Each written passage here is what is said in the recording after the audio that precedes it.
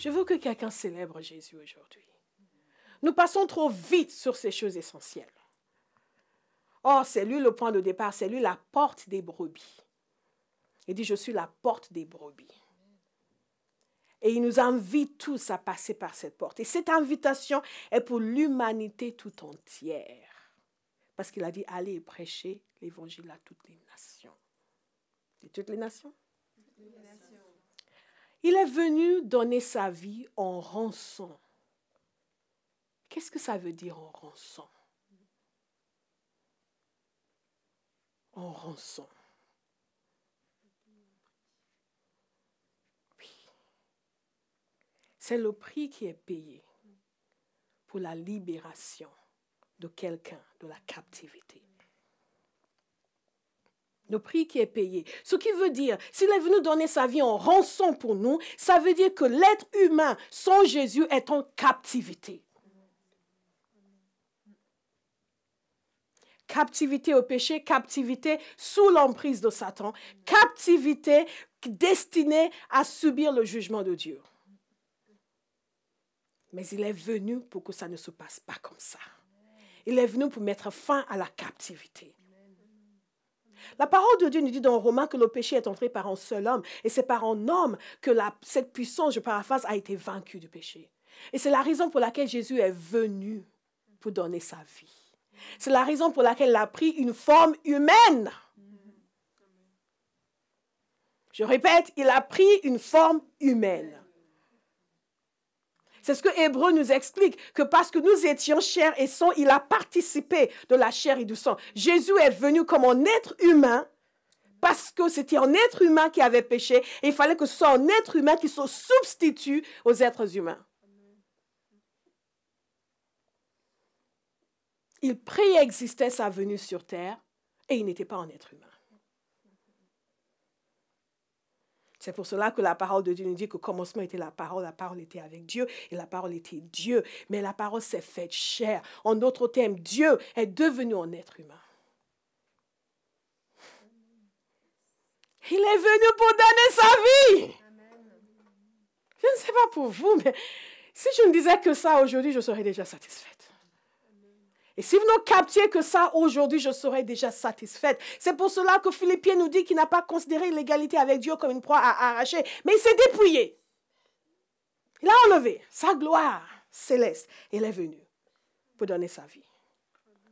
Lorsque nous comprenons qui est Jésus, qui était Jésus avant de venir sur la terre, qui est Jésus sur la terre, qui est Jésus maintenant, nous ne pouvons même pas concevoir la possibilité d'une alternative.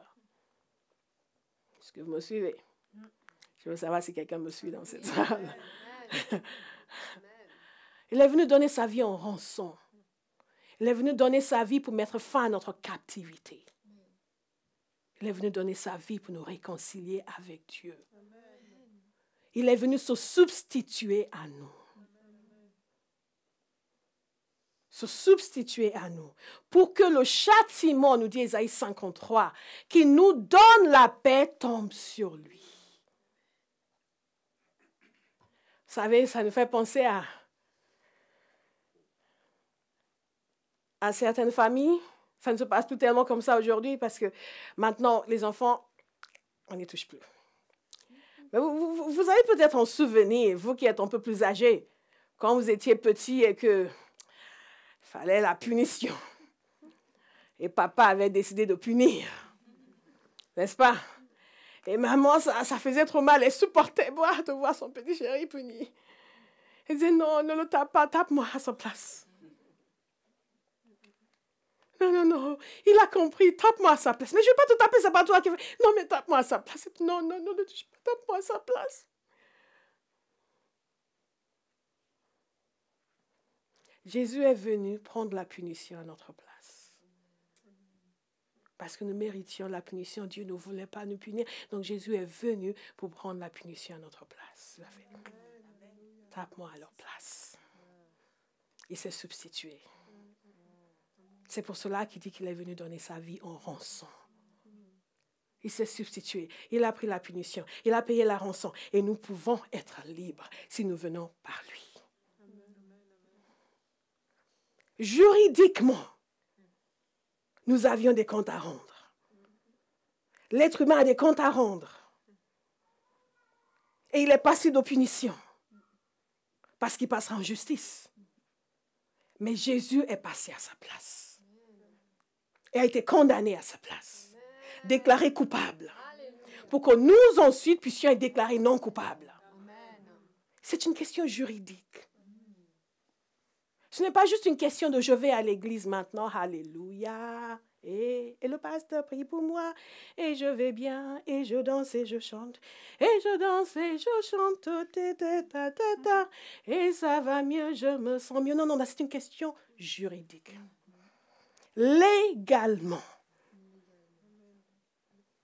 Dieu qui est le Dieu de justice et le Dieu d'amour, dans sa justice, nos péchés ne peuvent pas rester impunis. Mais dans son amour, il a choisi de prendre la punition lui-même pour qu'il y ait moyen pour nous d'être réconciliés avec lui et de ne pas passer par le jugement et la condamnation. Extraordinaire Jésus. C'est pour cela qu'il a dit qu'il est venu pour donner sa vie en rançon. C'est ça l'évangile. Ce n'est pas je suis protestant, je suis catholique, je suis orthodoxe. C'est que je suis venu à Jésus. Et j'ai accepté le prix qu'il a payé pour moi. J'ai accepté la rançon de sa vie. Et parce que je l'ai accepté, il m'a présenté au Père. Et le Père m'a accepté comme son enfant. Parce qu'il n'y a plus de punition sur moi, Jésus l'a prise. Est-ce que vous me suivez? Amen. C'est une réalité. Amen. L'évangile, ce ne sont pas des paroles d'encouragement. Parce qu'on se sent mal, viens à l'église, on va t'entourer, tu vas te sentir mieux. Ce n'est pas une question émotionnelle. Dieu touche nos émotions, mais ce n'est pas une question émotionnelle. C'est une réalité spirituelle. C'est une question juridique, spirituelle. Et si les gens sont condamnés, ce n'est pas parce que Dieu ne les aime pas, c'est parce qu'ils ne sont pas venus à celui qui a pourvu pour qu'ils échappent à la condamnation. Et les gens me disent, Dieu est bon, pourquoi les gens vont en enfer? Parce qu'ils ne sont pas venus à celui qui empêche qu'ils aillent en enfer. Dieu a pourvu le moyen pour sauver. Jésus est venu donner sa vie. Ce n'était pas une partie de plaisir. Écoutez, Ésaïe 53, au verset 4. Pourtant, en vérité, c'est de nos maladies qu'il s'est chargé. Et ce sont nos souffrances qu'il a prises sur lui. Alors que nous pensions que Dieu l'avait puni, frappé et humilié. Mais c'est pour nos péchés qu'il a été percé. C'est pour nos fautes qu'il a été brisé. Et c'est ça la substitution. Il est venu donner sa vie. Ésaïe, des centaines d'années avant la venue de Jésus, a décrit exactement ce qui allait se passer. Au cas où vous pensez que ça a été écrit après. Non. Le châtiment qui nous donne la paix est tombé sur lui. Substitution. Il n'y a aucune raison pour qu'un être humain aujourd'hui n'ait pas la paix. Il n'y a aucune raison pour qu'un être humain aujourd'hui ne soit pas réconcilié avec Dieu. Il n'y a aucune raison. Le châtiment qui nous donne la paix est tombé sur lui. Et c'est par ces meurtrissures, ces blessures que nous sommes guéris. Nous étions tous, au cas où c'est de mais pas moi. Avant de venir au Seigneur, j'étais sûre que j'étais bien. Vous ne m'avez pas regardé.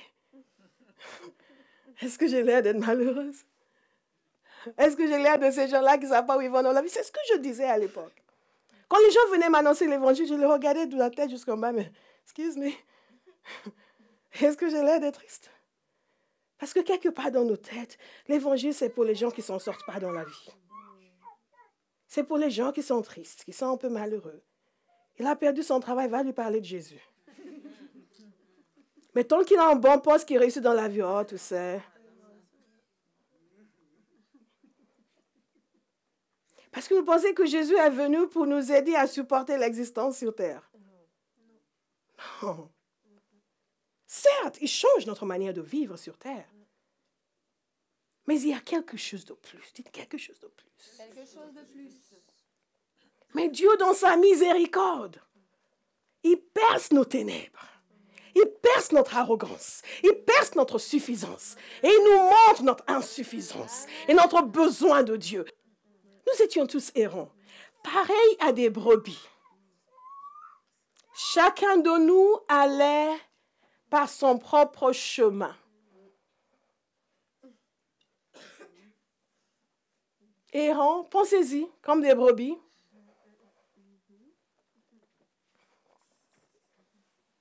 Nous sommes sûrs que nous savons, nous gérons, nous maîtrisons les questions de la vie. Mais attends, moi je sais.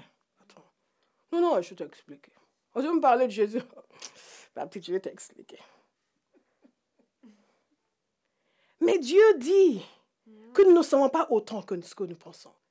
Nous étions tous errants, comme des brebis. Errants, comme des brebis. Glory to God. Reviens. Chacun de nous allait par son propre chemin. L'Éternel a fait retomber sur lui les fautes de nous tous. Il est venu pour donner sa vie. Il est venu pour donner sa vie. On l'a frappé. Il s'est humilié.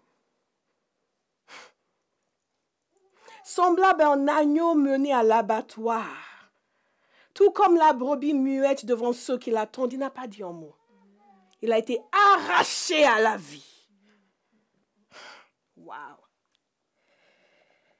Au verset 8, il a été frappé à mort à cause de ses péchés.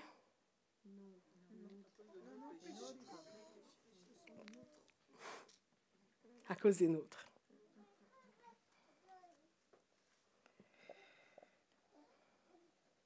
Verset 10, mais il a plu à Dieu de le briser par la souffrance. Bien que toi, Dieu, tu aies livré sa vie en sacrifice de réparation. Pourquoi est-ce qu'il est venu? Il est venu pour donner sa vie comme rançon. Il est venu pour donner sa vie comme sacrifice de réparation. Pour réparer les erreurs que nous avions commises. Lui qui était sans péché. C'est extraordinaire. Et il donne la conclusion de sa vie en disant par sa connaissance, ou plutôt dans cette version parce que beaucoup de gens le connaîtront, le juste les déclarera justes. Il les déclarera justes. Si vous le connaissez aujourd'hui, il vous déclare juste. Est-ce que vous connaissez beaucoup de gens sur terre qui vous déclareront juste? J'en connais aucun. Les gens qui m'aiment le plus savent quelque chose chez moi qui n'est pas à leur guise. Est-ce que vous êtes d'accord avec moi? Mais Dieu ne nous déclare pas juste parce que nous le sommes en nous-mêmes. Il nous déclare juste parce que nous sommes venus à travers celui qui est juste. Et c'est ce que la Bible appelle la justification. Il prend des gens qui étaient rebelles, qui étaient ennemis de Dieu, qui étaient coupables, et il les déclare non coupables. Vous savez, des fois, on parle aux gens de Jésus, ils disent « Ouais, c'est trop facile. Tu vas croire en Jésus, tu vas demander pardon, et comme ça. » Parce que dans la tête de l'homme, il doit y avoir punition. Mais en même temps, les mêmes disent, oui, pourquoi Dieu envoie les gens en enfer? Mais vous croyez à la punition.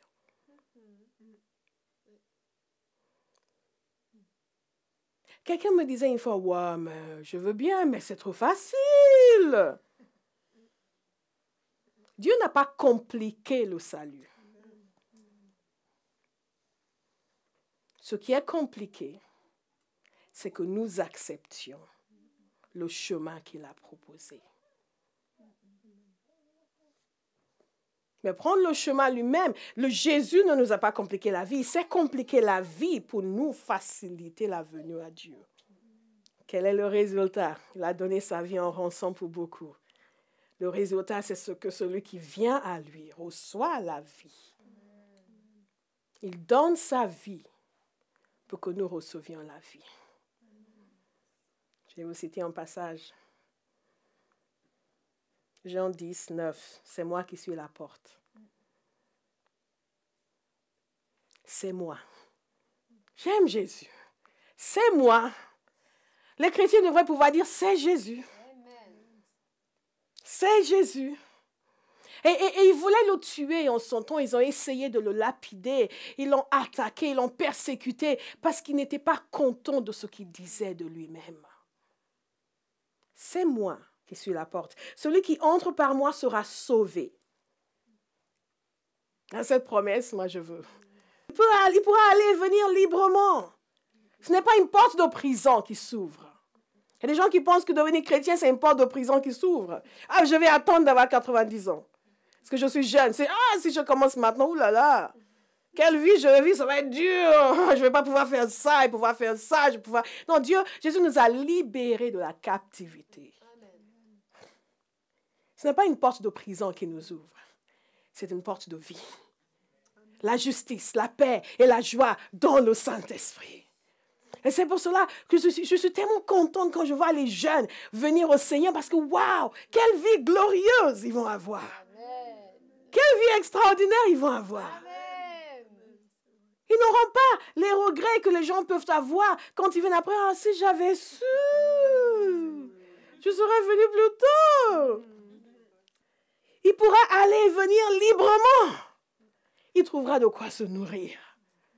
Alléluia. Le voleur vient seulement pour voler, pour tuer, pour détruire. Moi, je suis venu afin que les hommes aient la vie et en abondance. Amen. Il est venu donner sa vie pour que nous ayons la vie. La vraie vie. Non pas la vie induite par l'alcool, ni la vie soumise à la drogue. Glory to God. Ni la joie, le plaisir qui vient quand on est un peu éméché. Il y a des gens qui ne peuvent pas être heureux s'ils n'ont pas appris en stimulant.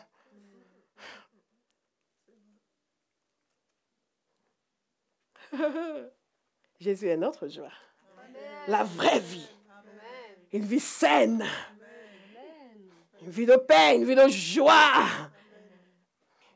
La vraie vie, celle pour laquelle Dieu nous a créés. Yes.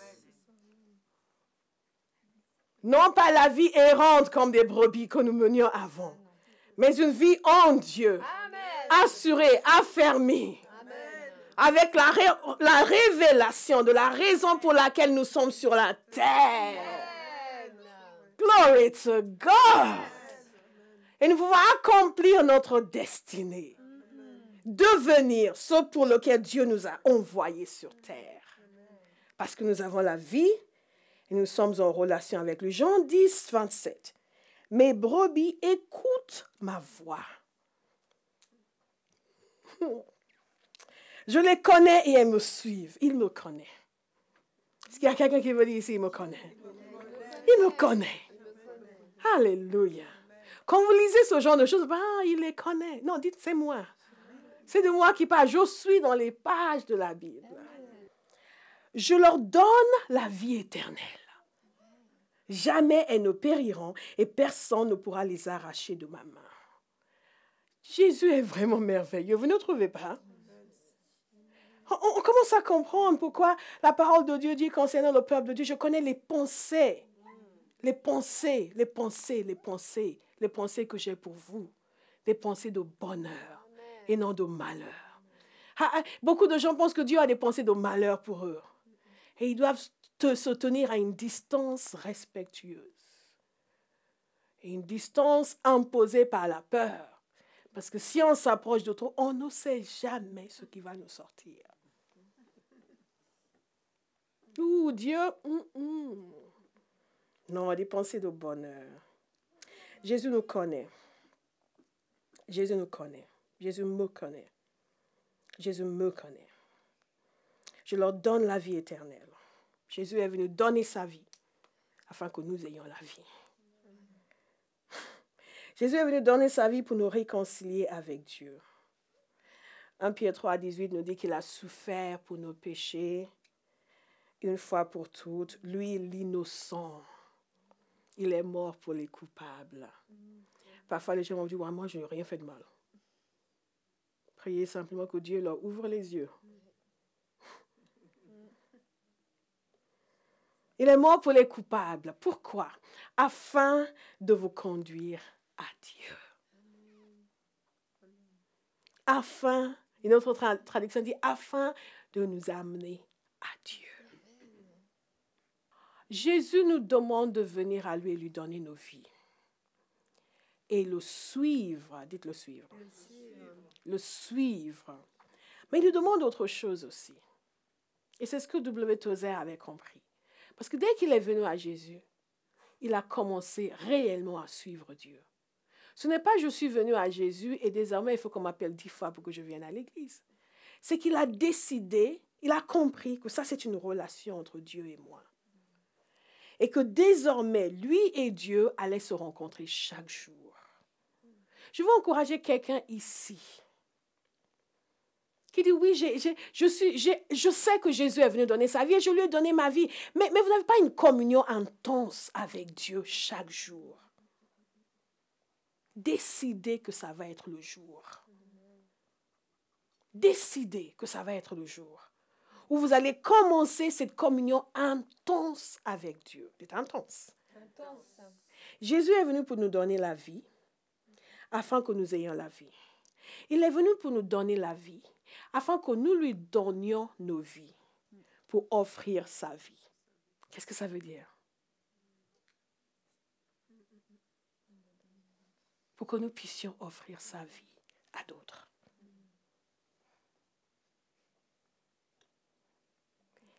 Vous êtes ici aujourd'hui probablement parce que quelqu'un vous a offert la vie de Jésus. Je suis ici parce que quelqu'un m'a offert. Les gens sont venus constamment me présenter Jésus, constamment me parler de Jésus, constamment m'offrir la vie de Jésus, constamment m'inviter. Et moi, je les dédaignais, je les méprisais. Mais le jour où Dieu a captivé mon cœur, j'ai commencé à me poser des questions.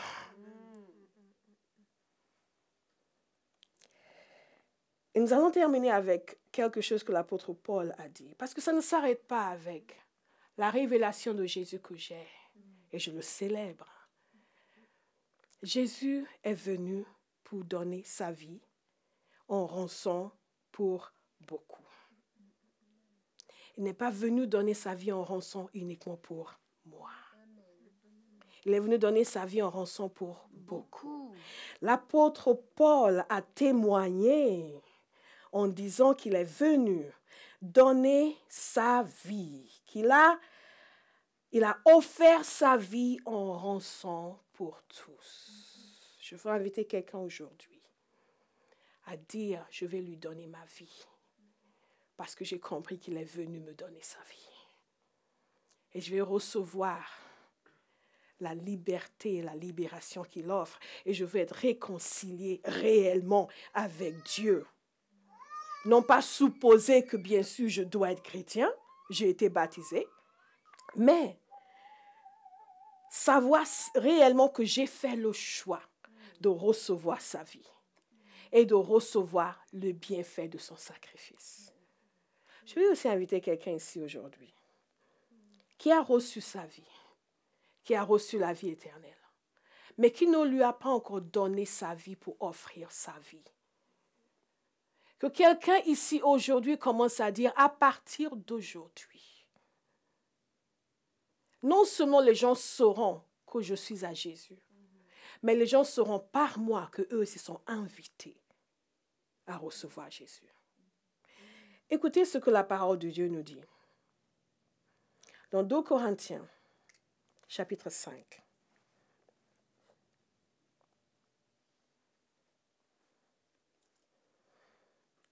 Nous avons acquis la certitude. Nous avons acquis la certitude qu'un seul homme est mort pour tous. Nous en avons la certitude, donc tous sont morts en lui. Et il est mort pour tous. Pourquoi? Afin que ceux qui vivent, ceux qui ont reçu sa vie, ne vivent plus pour eux-mêmes, mais pour celui qui est mort à leur place.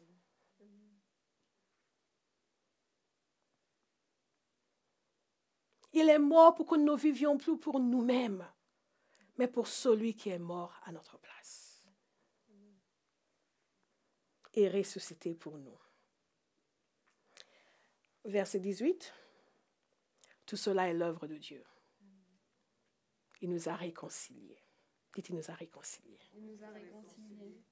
C'est pour ça que Jésus est venu mourir. Pour nous réconcilier avec Dieu. Pour nous réconcilier avec Dieu. Et il l'a fait. Et tout être humain peut être réconcilié avec Dieu. En venant à Jésus. Oh, God is so good. Il nous a réconciliés avec lui par le Christ. Et il nous a confié le ministère de la réconciliation.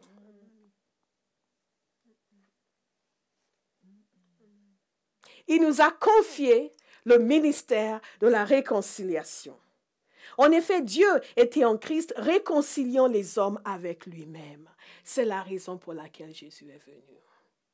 Il est venu donner sa vie pour réconcilier les hommes avec Dieu. Sans tenir compte de leurs fautes, et il a fait de vous, de moi, les dépositaires du message de la réconciliation. Et à ton voisin, il y a un message en toi. Et à l'autre voisin, il y a un message en toi. Il y a un message qui peut changer ta génération. C'est le message de la réconciliation. Que Dieu n'est pas en train de chercher le moyen de condamner, mais il est en train d'appeler les hommes à être pardonnés. Il est en train d'inviter les hommes à recevoir la réconciliation. Et ce message, nous en sommes dépositaires. Il nous demande de nous donner nos vies pour cela. Et Jésus a une expression qui nous fait réfléchir. Lorsque Pierre a essayé de l'empêcher, justement, de donner sa vie, il lui a dit, arrière de moi, Satan. Qu'est-ce qui nous empêche de donner nos vies? Et il a dit que celui qui veut sauver sa vie va la perdre.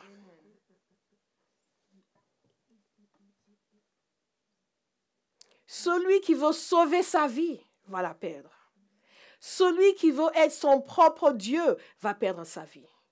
Celui qui veut garder sa vie pour lui-même, ne veut pas la donner à Dieu, va la perdre.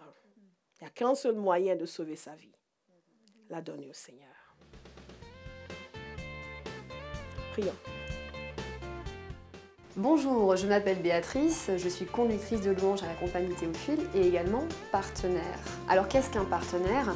Un partenaire, c'est quelqu'un qui désire réellement s'impliquer dans un ministère. Et vous aussi, vous souhaitez peut-être vous impliquer dans le ministère de la compagnie Théophile.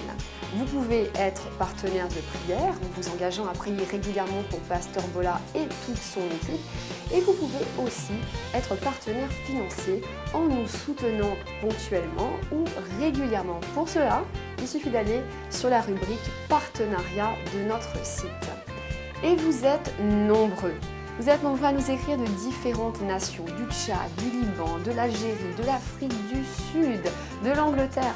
C'est vraiment merveilleux de savoir que nous pouvons apporter l'Évangile dans tous ces pays et de savoir que nous sommes une bénédiction pour vous. Alors si vous aussi, vous souhaitez y participer, vous savez ce qu'il vous reste à faire. Que Dieu vous bénisse.